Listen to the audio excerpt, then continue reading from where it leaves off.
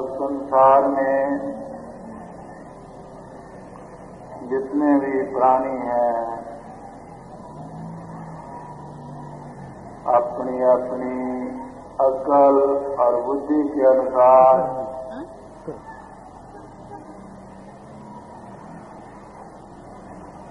वो अपने काम में संलग्न हैं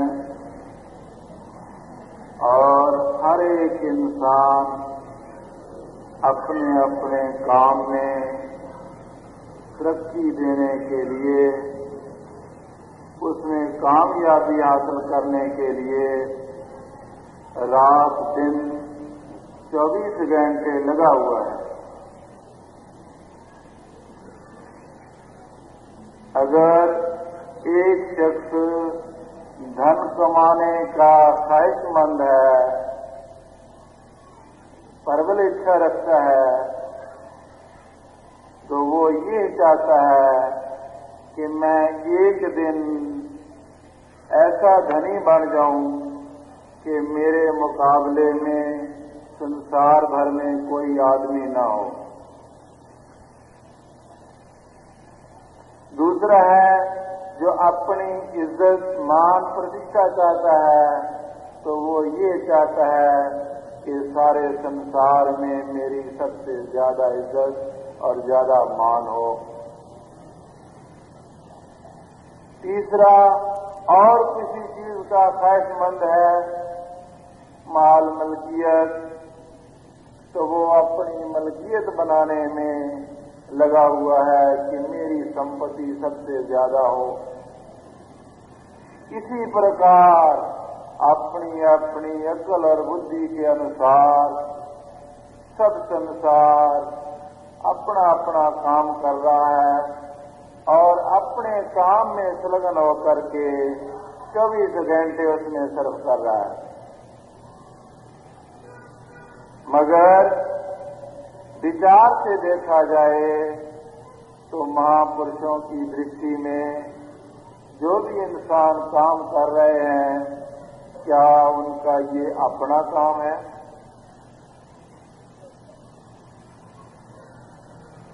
महापुरुषों की दृष्टि में वो अपना काम नहीं कर रहे, बल्कि बेगारी काम कर रहे हैं।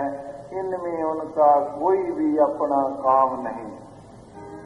कारण क्या कि ये सब काम जिस्म से तल्लक रखते हैं, शरीर से तल्लक रखते हैं, न कि उसकी रूह से या आत्मा से। अगर उसने अपनी रूह के लिए, आत्मा के लिए कोई कार्य नहीं किया, कोई काम नहीं किया, तो वो कहते हैं ये सब बेकार है।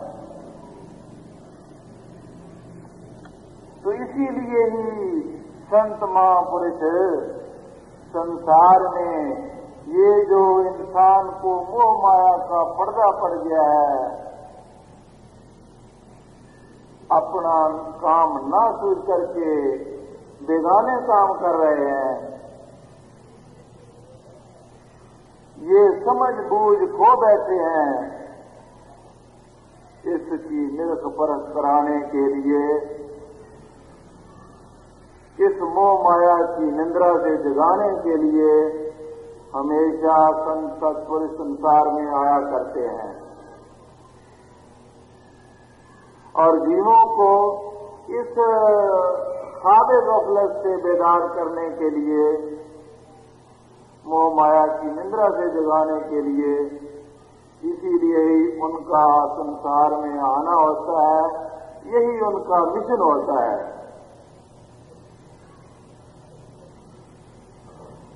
ये सब जितनी भी कार्रवाई है संसार की, वो ये समझते हैं कि ये सब अंधेरे की कार्रवाई है।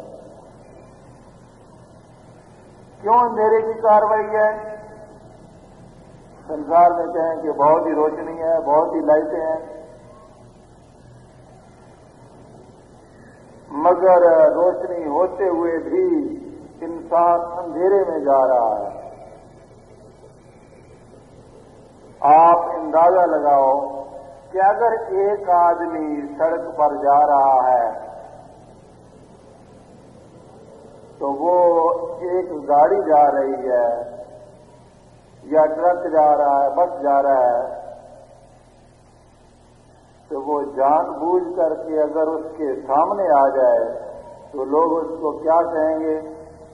क्या कहीं तू नेत्रहीन है, आंखों से अंधा है कि जानबूझ करके गाड़ी के सामने जा रहा है? क्या तुमको नजर नहीं आता है? कहेंगे ना। अगर जानबूझ करके किसी सवारी के आगे आ जाए तो ये आम लोग उसको कहेंगे कि क्या तू अंधा है, देखता नहीं है? अब महापुरुषों की दृष्टि में वो लोग नेत्रहीन हैं जो जानबूझ करके 84 के खड्डे में जा रहे हैं। तो क्या इंसान को ये नजर आता है कि हम 84 के बंधन में जा रहे हैं, या हमने नरकों की तरफ मुंह किया हुआ है? ये फिर इन नेत्रों से देख सकते हैं, इन आंखों से देख सकते हैं? कोई भी इंसान बताए कि इन नेत्रों से देखते हैं कि हर एक इंसान जो है अपनी बुद्धि और अकल के अनुसार 84 के चक्कर में जा रहा है, काल और माया के बंधन में पड़ा जा रहा है, नरकों की तरफ मुंह किया हुआ है? कोई आदमी बता सकता है? नहीं बता सकता ना। तो मतलब ये कि ये नेत्र नहीं देख सकते ना उस रास्ते को, उस मंजिल को। उसके लिए कौन से नेत्र चाहिए? वो ज्ञान के नेत्र चाहिए, ज्ञान की शक्ति चाहिए। अगर वो ज्ञान के चक्षु मिलेंगे, अगर वो नेत्र मिलेंगे, दिव्य नेत्र मिलेंगे, तब इंसान देख सकता है कि मैं कौन से रास्ते से जा रहा हूं। वरना ये नेत्र रखते हुए भी नेत्रहीन है। तो गुरुमुखो, यही राज बतलाने के लिए, यही समझ बूझ करने के लिए, ये निरख परख बतलाने के लिए संत महापुरुष जो है उनका एक संसार में आना होता है, और जीवों के कल्याण के लिए ही वो हमेशा कार्रवाई करते हैं। उनका मिशन यही होता है।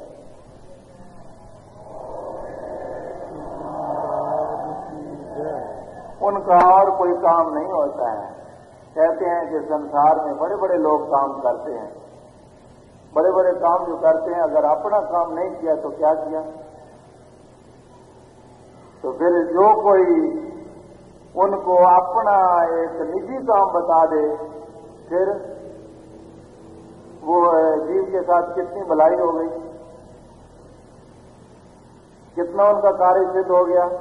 जो सारी उम्र ही बिगाड़ होता रहे, बिगाड़ा काम करता रहे, कोई उनको बताने वाला ना हो। अगर एक आदमी उनको बता दे कि ये तुम्हारा काम है, तो फिर उसको प्रसन्नता नहीं होनी चाहिए, उनको खुशी नहीं होनी चाहिए कि मेरा इसने निजी काम बता दिया है, जो मेरे काम आएगा, जो मेरे अर्थ में लगेगा। तो गुरुमुखो, ये अच्छी तरह विचार लेना चाहिए कि अगर कोई कहे कि संसार में मैं अपना काम कर रहा हूं, तो बगैर इसके कि अगर वो आत्म कल्याण की तरफ नहीं आया है, भक्ति मार्ग की तरफ नहीं आया है, तो सब वो बेगाने काम है, सब निरार्थक है, किसी काम नहीं आएंगे। महापुरुषों ने फरमाया कि अवर काज तेरे किते न काम, मिल साध संगत भज केवल नाम। भई परापत मनुख देवरिया, गोविंद मिलने की ये तेरी बरिया। तुझको ये मनुष्य देही मिली है, किस काम के लिए मिली है? वो कहते हैं कि मालिक से मिलाप करने के लिए मिली है। ये काम तेरा अपना है, तू किसको समझ बैठा है कि ये मेरा अपना काम है? ये जितने भी धंधे हैं, जितने भी काम है, सब यहाँ के यहाँ रह जाएंगे। शरीर बिनस गया तो सब काम धंधे सब खत्म हो गए।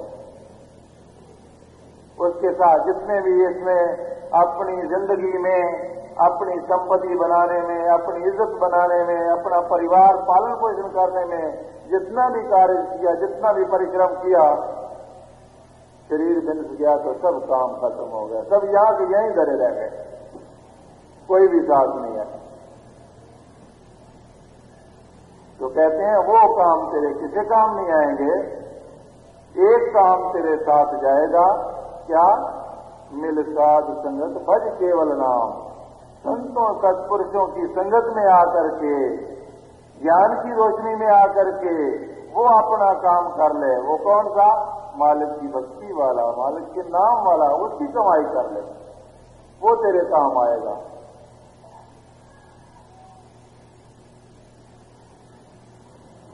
तो फिर गुरुमुखों, ये जो संगत यहां बैठी है, जो सज्जन प्रेमी बैठे हैं, उनको ये विचार आएगा सत्पुरुषों की संगत में कि हमारा कौन सा काम है।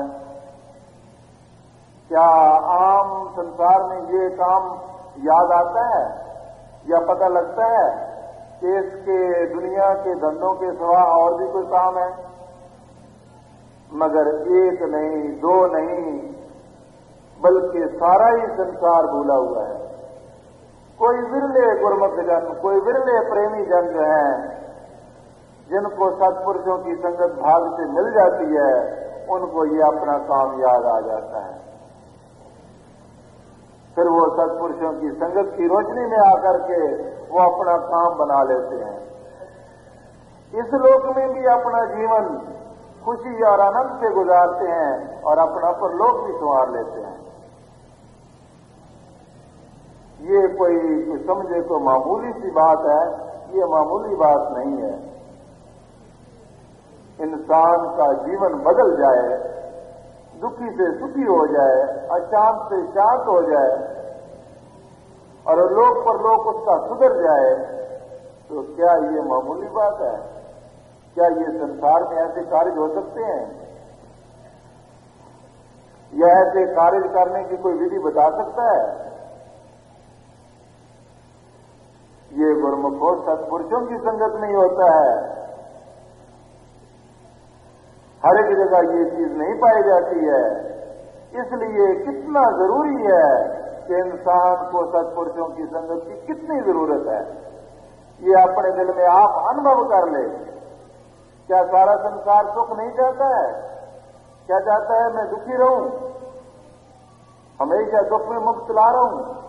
मगर देखा गया है कि सब कुछ करते हुए भी दुख और गम और चिंताओं में मुब्तला है। क्यों? उनको सत्पुरुषों की संगत नहीं मिली है, उनको वो रास्ता नहीं मिला है, उनको समझ नहीं मिली है, इसीलिए वो दुखी हैं और अशांत हैं। अगर एक इंसान दुख नहीं चाहता है तो उसको सुख का रास्ता नहीं ढूंढना चाहिए। मगर संसार में रहते हुए वो सुख का रास्ता नहीं मिलता है।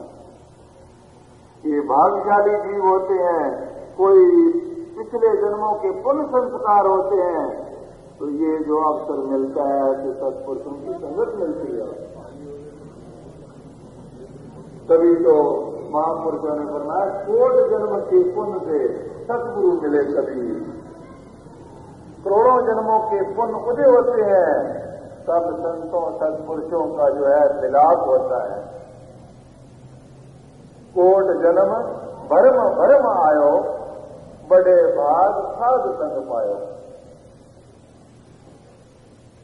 करोड़ों जन्मों के जब पुण्य एकत्र होते हैं, तब संतों सत्पुरुषों की संगत मिलती है।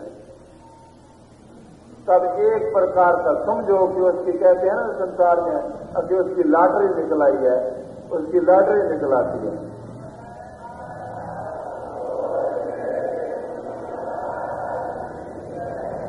क्यों? कि जब ही सत्पुरुषों की संगत मिलती है, दुखी जीवन जो है समाप्त हो जाता है। इंसान जो है वो सुख के आधार में आ जाता है। हमेशा उसके दिल में जो है खुशी और आनंद और सुख की जो है लहरें मारने लगे, छाते मारने लगे। कारण क्या कि ये सुख का, शांति का माहौल है जहां आकर के उसकी रूह निवास करती है। तो ये गुरुमुखों को ऐसा जो भाग्यशाली अवसर मिला है, ये हर एक के नसीब में नहीं होता है। क्यों? सारा संसार जो है अपनी बुद्धि के अनुसार उसी काम में लगा हुआ है। कौन से काम में? अतिकाया कंचन काम सो रातों सब संसार, जो रातों गुरुचरण सो ते विरले दो चार। शरीर परस्ती में, शरीर इंद्रियों के सुख भोग में और धन एकत्र करने में, माया के पदार्थों में और अपनी वासनाओं से पूरा करने में सारा संसार ही लगा हुआ है। चाहे दुखी है, चाहे परेशान है, गमज़दा है, मगर लगा उसी में है। वो कौन से जीव हैं जो इधर भक्ति मार्ग में लगे हुए हैं, या जिनका प्यार सत्पुरुषों की संगत से है, नाम से है, कि वो बिरले गुरमुख कोई दो चार। कौन से? आप जैसे गुरमुख जो चुनी हुई रूह है, बिरले भाग्यशाली।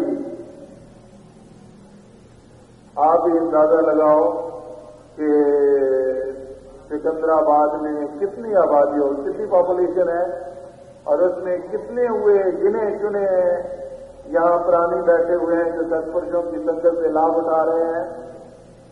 आप अंदाजा लगा कितने परसेंटेज है? तो क्या सारे के सारे ये लाभ उठा सकते हैं? ये सारे के सारों को सब ऐसा मौका मिल सकता है? नहीं। जिनके संस्कार होते हैं, जिनके पुण्य संस्कार होते हैं, वही इस संगत में आकर के उनको बैठने का मौका मिलता है।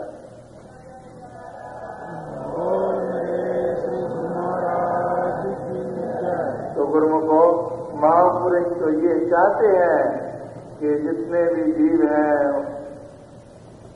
उनकी संगत में आ जाएं, सोबत में, नजदीकी में आ जाएं, वो उनसे भक्ति का, प्रेम का, सेवा का, सत्संग का पूरा लाभ उठा लें और अपने जीवन को सफल बना लें। उनका जो मनुष्य जन्म का कर्तव्य है, जो लक्ष्य है, उसको पूरा कर ले। ऐसे ना हो कि ऐसा अनमोल जन्म मिला हुआ है, ऐसा दुर्लभ जन्म मिला हुआ, ये ऐसे ही हाथों से चला जाए। जो जीव इस संगत से वंचित रहते हैं, जिनको ये ऐसा मौका नहीं मिलता है, वो तो है ही इस बात से वंचित हैं। मगर जो इस संगत में आ गए हैं, जिनको ऐसा लाभ प्राप्त हो गया है, तो उनके लिए ये एक कर्तव्य हो जाता है कि वो अपने समय से पूरा लाभ उठाएं। क्या? कि जो भी भक्ति के नियम है, जिन साधनों से इंसान भक्ति अपनाता है, जिससे उसकी आत्मा प्रफुल्लित होती है और उसकी स्वच्छ आत्मा परमात्मा से मिलती है, वो साधन जो दरबार के बने हुए हैं, आरती, पूजा, सेवा, सत्संग, सुमरन, ध्यान, इनको अपनाता हुआ नित्य नेम से रोजमर्रा करते हुए वो अपने दिल में वो एक सद्गुण भरने हैं, जिसके कारण से उसकी आत्मा दिन ब दिन जो है स्वच्छ होती जाए और मालिक के नजदीक पहुंचती जाए। तो गुरुमुख जन अपने वक़्त को इन्हीं साधनों में लगाते हुए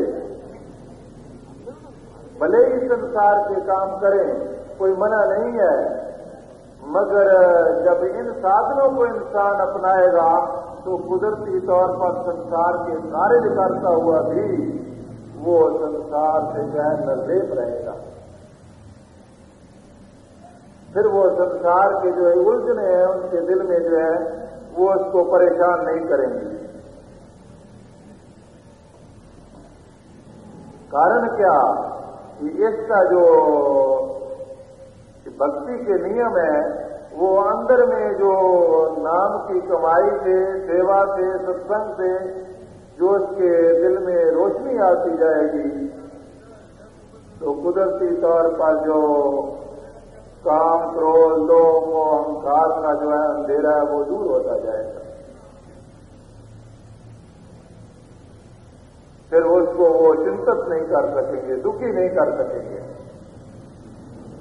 संसार में रहता हुआ भी वो सुख, शांति और आनंद में ही जिंदगी गुजारेगा। तो जग में रहो, अलग रहो, योग युग की रीत, दूलन हृदय राम तो लगी रहे दृढ़।